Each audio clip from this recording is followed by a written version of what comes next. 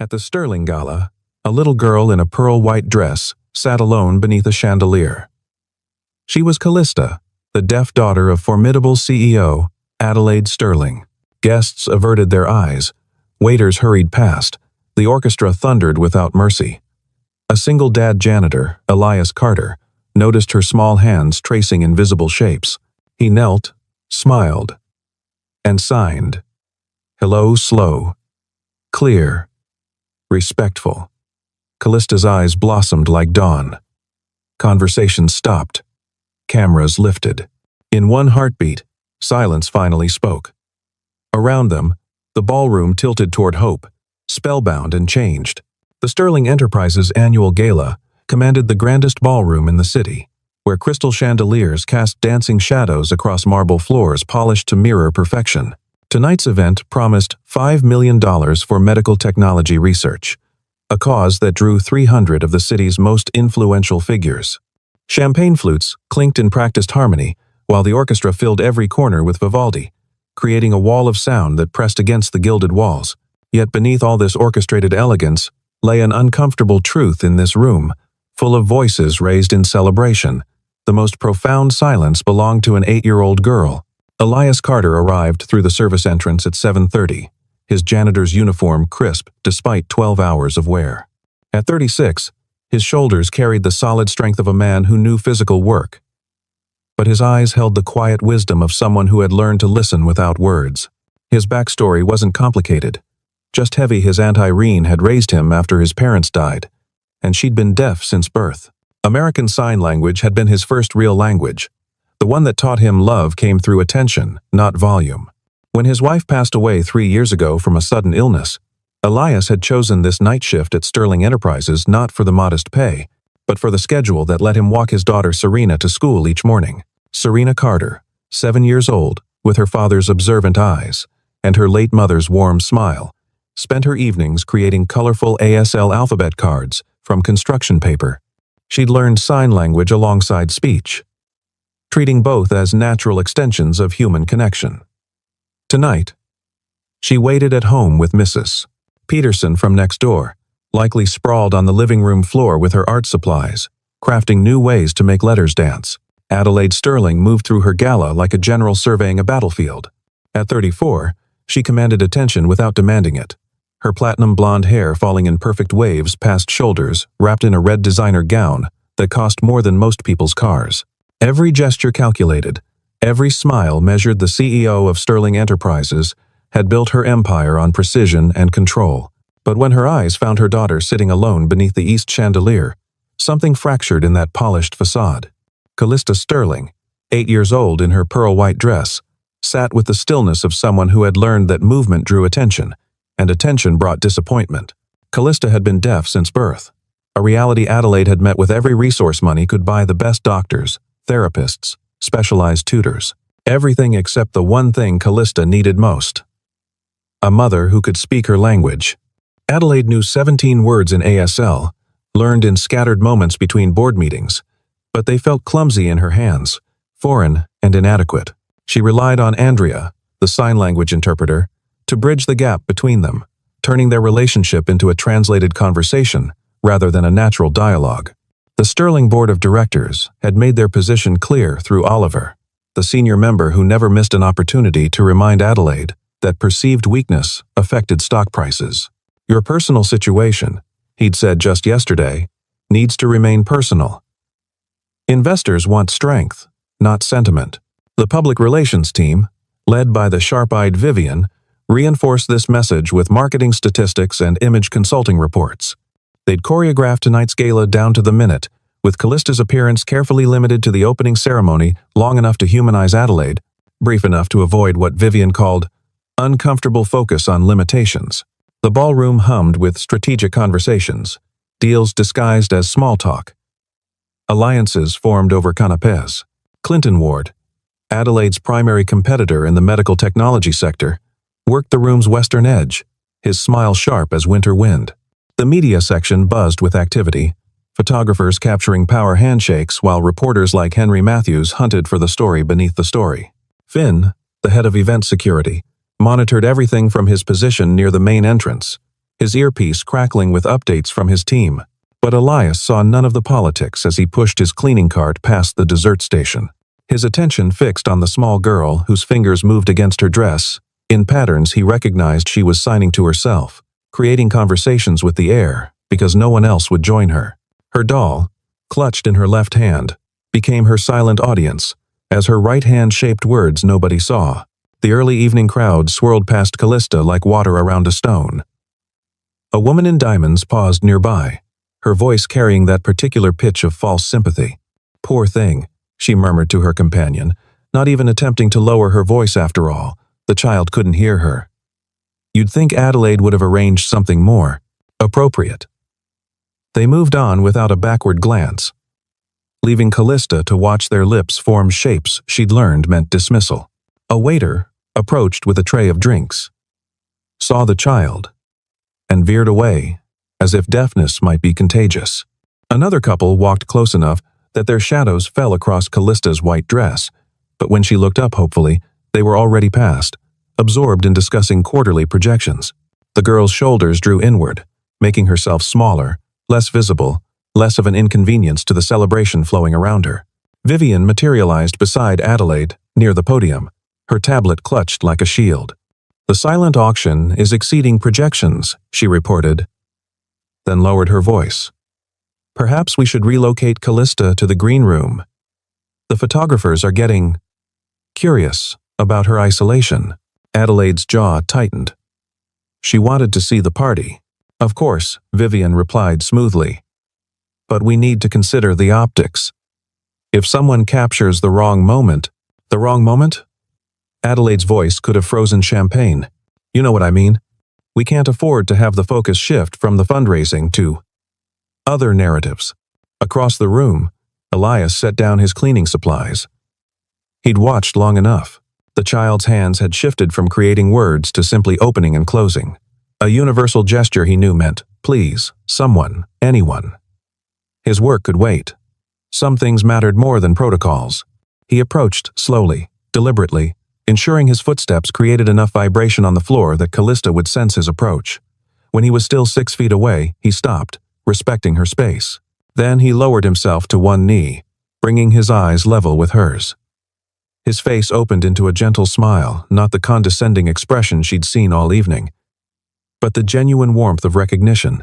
His hands rose slowly, clearly, forming the sign for hello. The movement began at his forehead, his flat hand moving outward in greeting, his eyes maintaining soft contact with hers. He held the sign longer than necessary, letting her see he meant it, that this wasn't just a gesture but an invitation. Callista's transformation was instantaneous. Her eyes widened, then sparked with something that had been absent all evening: hope. Her small hand rose tentatively, mirroring his sign, testing whether this was real. When Elias nodded encouragingly, she signed it again, stronger this time, adding a tiny smile that seemed to light her from within. The shift in the room was palpable. Conversations near them stuttered to a stop. A photographer's camera lowered, forgotten. The orchestra played on, but the music seemed suddenly distant, as if the universe had narrowed to this single point of connection between a janitor and a CEO's daughter. Elias's hands moved again, slower, careful to ensure she could follow. He fingerspelled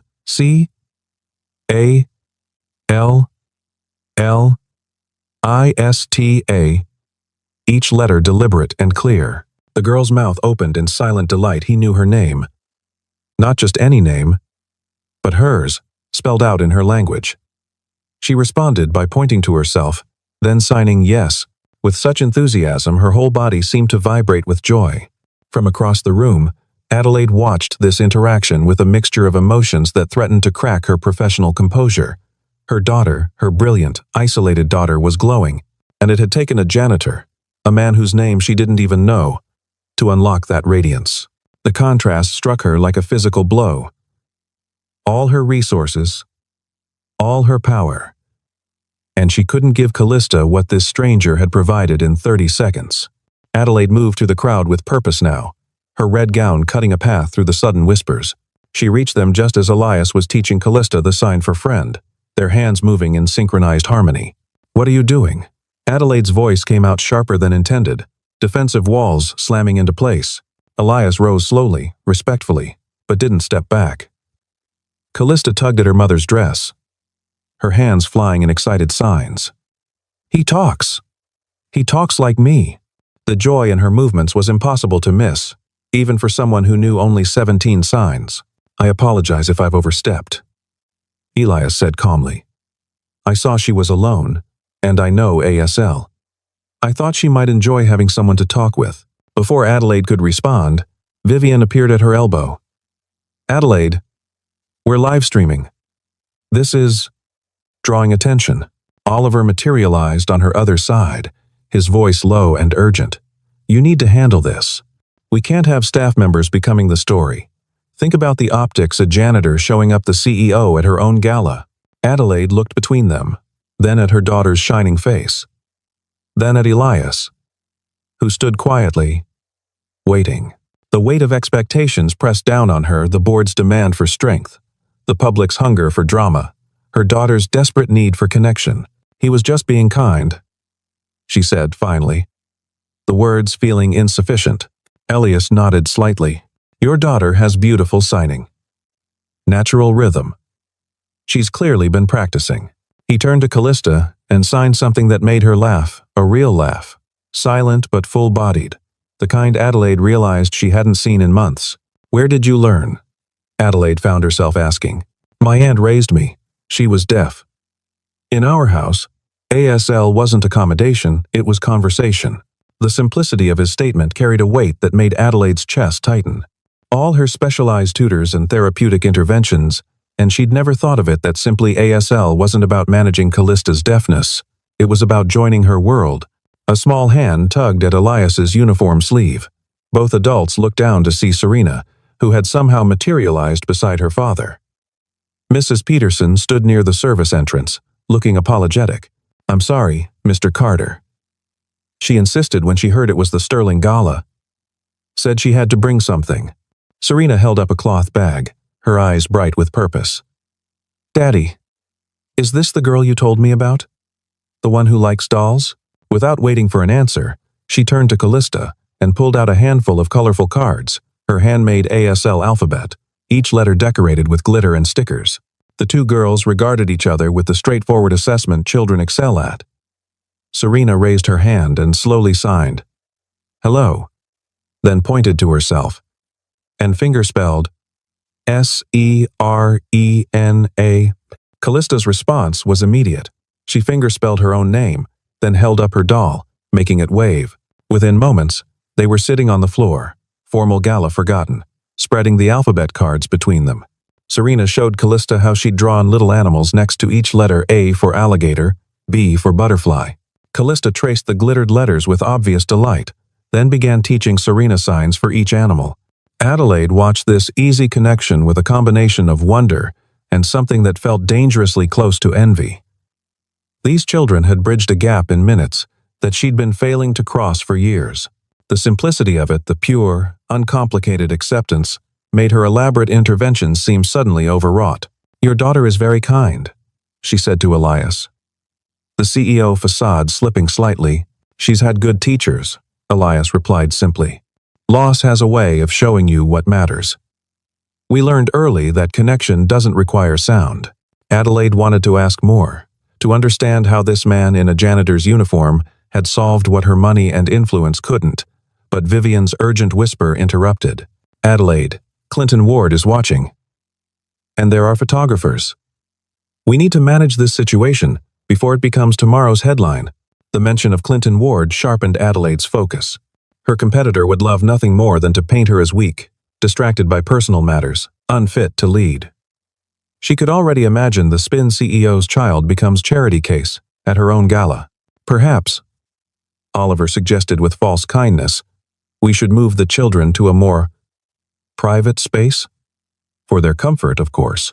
Callista must have caught something in the body language because her signing became rapid, agitated. They want me to leave. They always want me to leave when I'm happy. The accusation in those small hands hit Adelaide like ice water. Her daughter was right. Every time Callista found joy in public, someone found a reason to relocate her. to minimize the disruption her happiness might cause to Adelaide's image. Elias watched this play out, his expression carefully neutral. But his hands moved. Signing to Callista. "Your voice matters. Tell them what you need." It was a simple encouragement, but Callista straightened as if he'd handed her armor. She stood, walked to her mother, and signed with deliberate clarity. "I want to stay. I want to be here. Why do you let them hide me?" The question hung in the air, visible only to those who could read the language but palpable to everyone watching the interaction. Adelaide's composure, so carefully maintained, began to crack. "I don't," she began, then stopped. Because she did. She'd been hiding Callista, not from shame but from fear. Fear of appearing weak. Fear of judgment. Fear that her inability to communicate with her own daughter would be exposed. Finn's voice crackled through his earpiece, loud enough for Elias to hear as he stood nearby. "We've got Clinton Ward's people in the media section. They're pushing for photos of the Sterling girl alone. Something about authentic moments of the gala." Elias stepped closer to Adelaide, his voice low. "You're being set up. Ward's people want those isolation shots. They'll spin it as neglect. Use it to question your leadership capabilities." Adelaide's eyes snapped to his. "How could you possibly know? I cleaned the conference rooms, including the one Ward's assistant used an hour ago for a call. Thin walls. They're planning to leak photos to question your family values angle in the medical tech initiative." The calculated cruelty of it made Adelaide's stomach turn. Using Callista's deafness, her isolation, as a weapon in corporate warfare. She looked at her daughter, now teaching Serena the sign for butterfly, oblivious to the machinations around her. What would you do? She found herself asking this stranger, who'd shown more understanding in 20 minutes than her entire advisory team. Elias considered. Don't hide her. Don't defend. Show them what they're refusing to see. That your daughter doesn't need their pity. She needs their respect. And how do I do that, when I can barely? Adelaide stopped, unwilling to admit her limitation aloud. You learn, Elias said simply. Not eventually. Now. Tonight. In front of everyone. The suggestion was radical enough to be either brilliant or disastrous. Adelaide Sterling, CEO of a Fortune 500 company, publicly struggling through basic sign language? The board would be horrified. Vivian would need sedation. Callista caught her mother's eye and signed something Adelaide didn't understand. The frustration of that moment, the wall between them, made of silence and fear, suddenly seemed more unbearable than any potential embarrassment. Teach me, Adelaide said suddenly. One phrase. Something I can say to her. That's real. Elias studied her for a moment, then nodded. The sign for, I see you. Not just looking, really. Seeing. He demonstrated slowly, pointing to himself. Then the sign for see. Then pointing with emphasis. But you have to mean it. Children know when you're performing. Adelaide practiced the movement, clumsy at first. While around them the gala continued its orchestrated swirl. Oliver looked apoplectic. Vivian was frantically typing on her tablet. But Adelaide focused only on getting the sign right, on making her hands say what her voice couldn't. The moment was interrupted by a commotion near the media section. Henry Matthews, the reporter, was holding up his phone, showing something to other journalists. Within seconds, the buzz spread. Someone had leaked a video. Finn moved quickly through the crowd, his expression grim. Ma'am, he said to Adelaide quietly. There's a situation. Someone's released edited footage from tonight, your daughter sitting alone. Looking. Neglected. It's already spreading online. Adelaide felt the floor shift beneath her designer heels. This was the kill shot, the perfectly timed attack, designed to destroy her credibility right at her own fundraising gala. She could see Clinton Ward near the bar, his expression carefully neutral, but his eyes gleaming with satisfaction. How bad? She asked. Finn showed her his phone. The video was masterfully edited. Callista alone under the chandelier, guests walking past, waiters avoiding her. The caption read, Sterling CEO's deaf daughter abandoned at gala while mother networks. Is this the family values leader in medical technology? The room's energy shifted as more people saw the video. Conversations became whispers. Whispers became stares. Adelaide felt the walls closing in, years of carefully built reputation crumbling in real time. But then Elias did something unexpected. He walked over to the media section, Serena's hand in his, and addressed Henry Matthews directly. "That's interesting editing," he said conversationally. "Removes all the context, doesn't it?" Henry, sensing a story, leaned in. "What context?" "Well, for starters, it doesn't show Miss Sterling checking on her daughter every few minutes, or the security detail specifically assigned to ensure Callista's comfort, or the fact that Callista herself chose that spot because she likes watching the chandelier's light patterns." Elias's voice remained calm. "Factual. But I suppose those details don't fit the narrative." "And you are?" Henry asked, his reporter's instincts engaged. "Someone who pays attention," Elias replied. "And someone who thinks using a child's disability for corporate warfare is about as low as it gets." The directness of the accusation caused a ripple through the listening crowd. Clinton Ward's expression tightened. This wasn't going according to plan. Adelaide watched Elias redirect the narrative with the skill of someone who understood that truth, simply stated, carried more weight than any spin. But what happened next changed everything. Callista had been watching the adult's tense body language. She understood something was wrong, something about her. She stood up, walked to the center of the gathered crowd, and began to sign, not to anyone in particular, to everyone, to the cameras, to the room that had ignored her all night. Serena, without hesitation, became her voice. The 7-year-old translated with the confidence of someone who knew this mattered. "My name is Callista. I'm 8 years old. I'm deaf, but I'm not broken. I see everything. I understand everything. I know when you look away. I know when you're scared of me. But I'm not scared of you." The room went absolutely still. Even the orchestra seemed to pause between notes. Callista continued signing, and Serena continued translating. "My mom loves me. She just doesn't know my language yet. But she's trying. That's what love is, trying, even when it's hard." Adelaide's composure finally shattered. Tears. Real tears. Not the strategic kind she'd deployed in negotiations ran down her face. She walked to her daughter, knelt despite the expensive dress, and signed the phrase Elias had taught her. "I see you." Callista's response was to throw her arms around her mother's neck. A collision of love that needed no translation. The cameras that had been ready to document a scandal instead captured something else entirely. A moment of genuine human connection in a room that had forgotten such things existed. But Clinton Ward wasn't finished. He approached with calculated concern.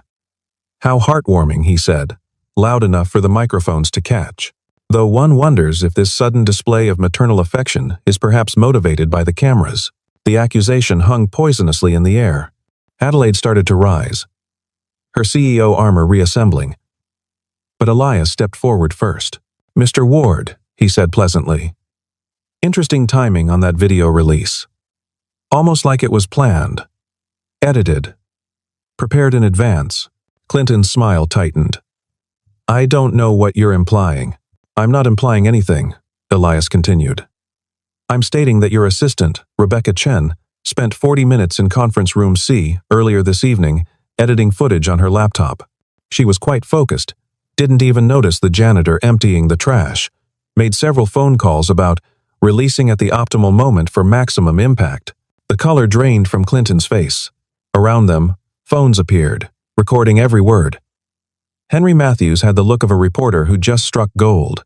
"You can't prove," Clinton began. "Actually," Finn stepped forward, holding up a tablet. "Our security system records all access to conference rooms.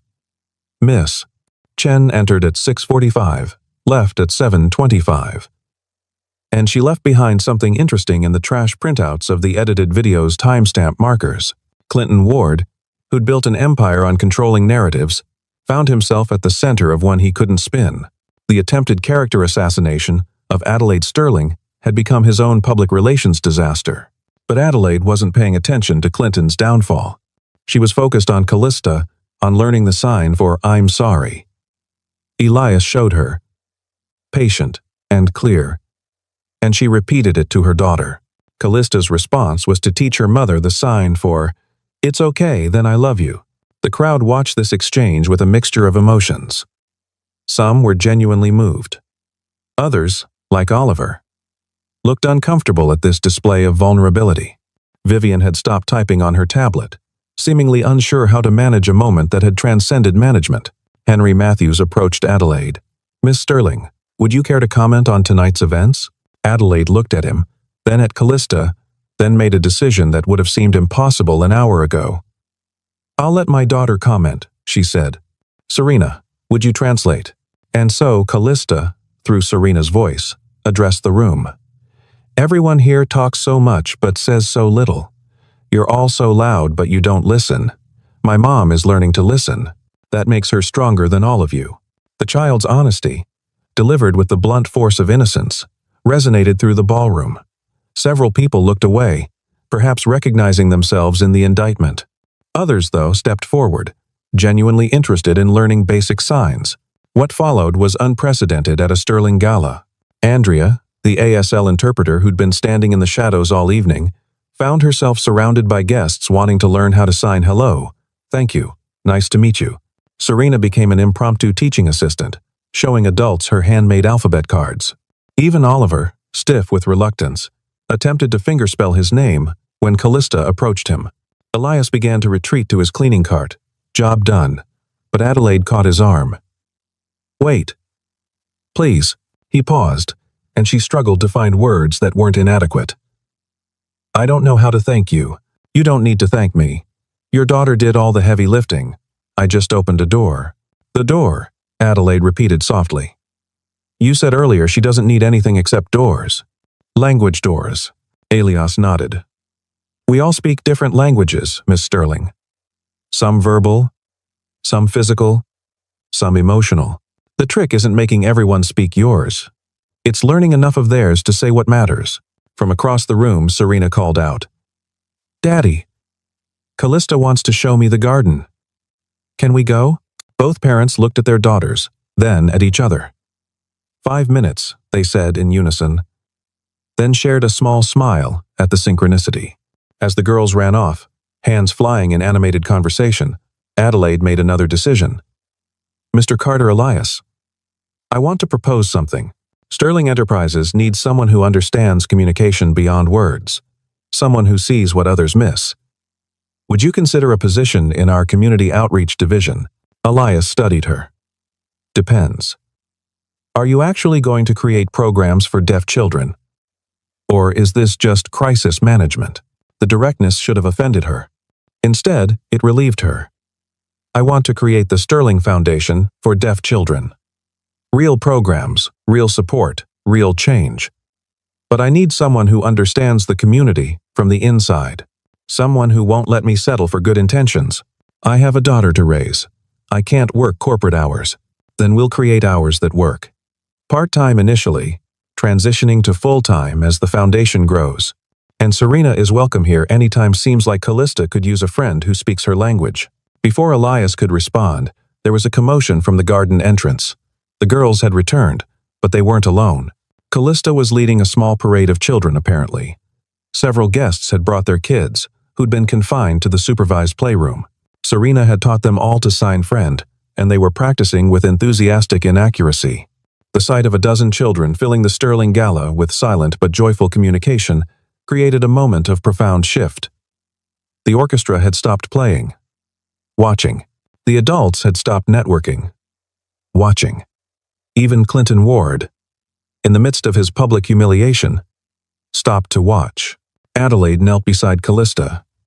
What are you doing? Callista signed rapidly, and this time Adelaide understood enough to follow. Making noise. Our kind of noise. The profound truth of it that silence could be louder than sound when it carried meaning settled over Adelaide like a revelation. She looked at Elias. Will you help me learn? Really learn, not just memorize phrases. It's a commitment, he warned. ASL isn't just hand movements. It's facial expressions, body language, cultural understanding. It's joining a community, not just learning a skill. I'm ready, Adelaide said. And for the first time all evening, she meant it without reservation. What happened next would become legendary in Sterling Enterprises history. Adelaide Sterling, CEO, stood before her assembled guests and signed clumsily but determinedly a full apology. Andrea translated for those who didn't understand, but the message was clear even without words. She had failed to see her daughter's strength, had let fear override love, had chosen image over authenticity. But that ended tonight, effective immediately. She announced, Sterling Enterprises will require basic ASL training for all employees who interact with the public. We'll provide classes, resources, and incentives. If we're truly going to lead in medical technology that serves everyone, we need to understand that everyone includes those who communicate differently. The announcement sent ripples through the crowd. Oliver looked like he'd swallowed something bitter. Vivian was calculating PR angles at visible speed. But others, younger board members, innovative department heads, nodded with genuine approval. Henry Matthews raised his hand. Miss Sterling, critics might say this is reactionary, a response to tonight's controversy. Adelaide's smile was sharp as her red dress. Let them. The truth is, my 8-year-old daughter showed more courage tonight than I've shown in years. If learning from our children is controversial, then I'll gladly be controversial. The quote would make headlines, but not the ones Clinton Ward had planned. By morning, the story wouldn't be about neglect, but about transformation. The video that went viral wasn't Callista sitting alone, but Callista teaching a room full of executives to sign their names. The hashtag that trended wasn't about corporate coldness, but corporate evolution. The gala continued. But its character had fundamentally changed. Business cards were still exchanged, but so were ASL learning app recommendations. Deals were still discussed, but so were accessibility initiatives.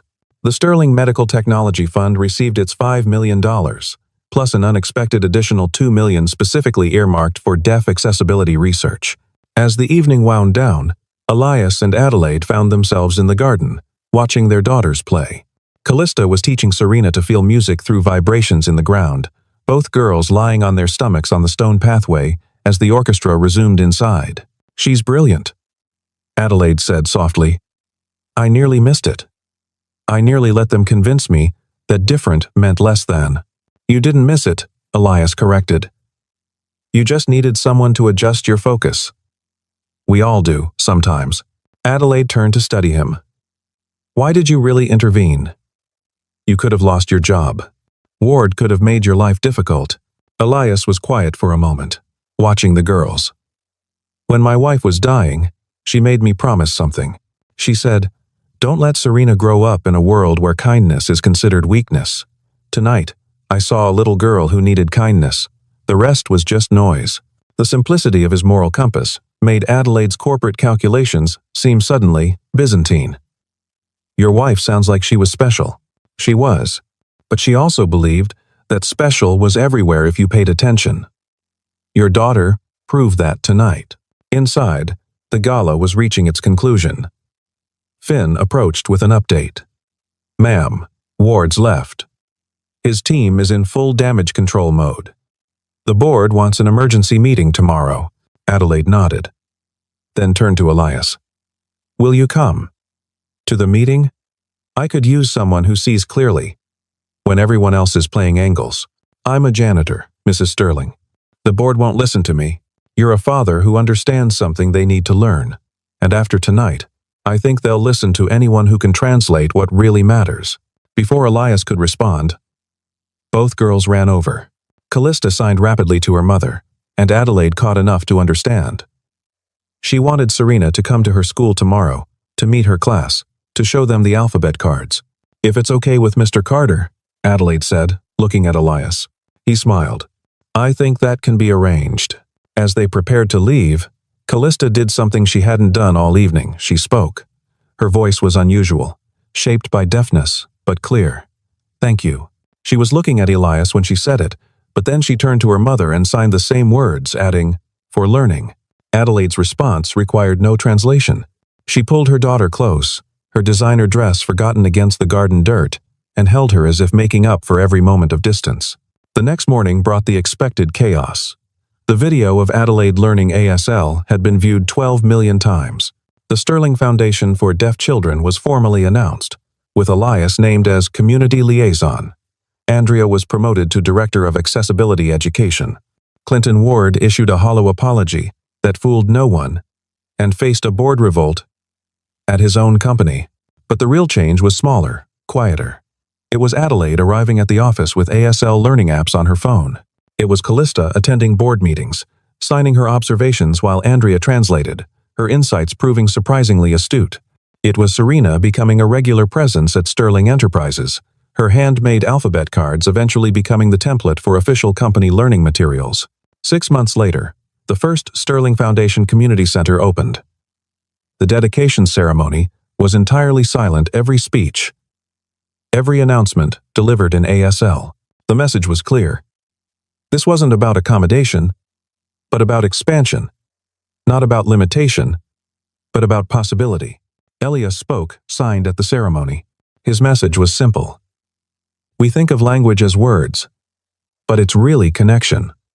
We think of disability as absence, but it's really difference. We think of silence as empty, but it's really full of potential, full of meaning, full of all the things we miss when we're too busy talking to see. In the audience, Adelaide translated for those still learning. Her signing had improved dramatically, though Callista still corrected her with the patient condescension 8-year-olds perfected. Their relationship had transformed from translation to conversation, from distance to dance. The ripple effects continued. Other corporations began implementing similar programs. Schools added ASL to their language curricula. The Sterling Gala became an annual silent auction. Literally silent, with all bidding done in sign language. What had begun as one man's simple kindness had become a movement. But for Elias, the real victory was smaller. It was Callista and Serena, now best friends, creating elaborate signed stories that made both girls collapse with silent laughter. It was Adelaide joining their family dinners, her CEO armor replaced with casual comfort, learning that Elias made excellent lasagna and that grief shared became lighter. It was the four of them at the park, hands moving in conversation that needed no sound, connected by something deeper than words. The last scene would stay with everyone who witnessed it. Another gala, 1 year later. This time, when the orchestra began, Callista stood up and danced. Not to the music, she couldn't hear it, but to the vibrations she felt through the floor, to the visual rhythm of others moving, to her own internal melody. Serena joined her, then other children, then, amazingly, some adults. Adelaide watched her daughter spin in her pearl-white dress. The same one from that night a year ago, but now worn with pride instead of isolation. Elias stood beside her, no longer in a janitor's uniform but in business casual that still somehow looked uncomfortable on his solid frame. She's teaching them her version of music, he observed. She's teaching them everything. Adelaide corrected.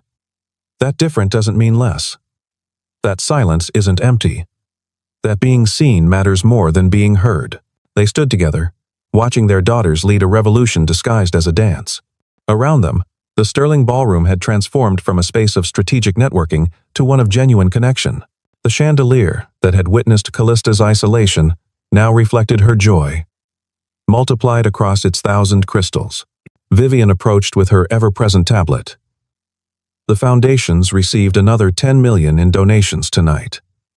And there are requests for Sterling programs in 17 cities. Adelaide nodded, but didn't look away from the dance floor. To all of it. All 17? All of them. And Vivian? Adelaide turned to her PR director. No press releases. Let the work speak for itself. As Vivian retreated, Elias smiled. You've changed. We all have, Adelaide replied. That's what happens when someone shows you a door you didn't know existed. On the dance floor, Callista signed something to Serena that made both girls giggle. Then they ran over to their parents, hands flying with excitement. Dance with us! They signed in unison. And so, they did. Adelaide Sterling, CEO of a Fortune 500 company, and Elias Carter, former janitor turned foundation director, joining their daughters in a dance that followed no music except the rhythm of connection. Others joined them, the ballroom filling with movement that transcended sound. The photographer who captured that moment, 4 people, hands linked, spinning in synchronized silence while around them, a room full of people learned that joy needed no volume would win a Pulitzer. But the real prize was smaller and infinitely more valuable. It was the moment when Callista signed to her mother, "You see me now," and Adelaide signed back, smooth and sure, "I always saw you. I just had to learn how to show it." The story could have ended there, but life, unlike stories, continues. The Sterling Foundation grew. Elias and Adelaide's relationship evolved from partnership to something deeper, built on shared purpose and mutual respect. Serena and Callista became not just friends but sisters, in all but blood, their bond proving that family was defined by choice, not chance. But the most important change was almost invisible. It was in every small moment, when someone chose to see instead of look, to connect instead of merely communicate, to understand that the loudest voice in any room might be the one that made no sound at all. It was in every child who learned ASL, not because they had to, but because they wanted to talk to their friend. It was in every parent who discovered that their child's difference was actually their strength. And it all began with a single moment. A janitor who noticed a little girl's loneliness. A simple sign for hello. A door opened between two worlds that had always existed side by side, but never quite together. In that moment, silence spoke louder than any words ever could. And everyone finally listened.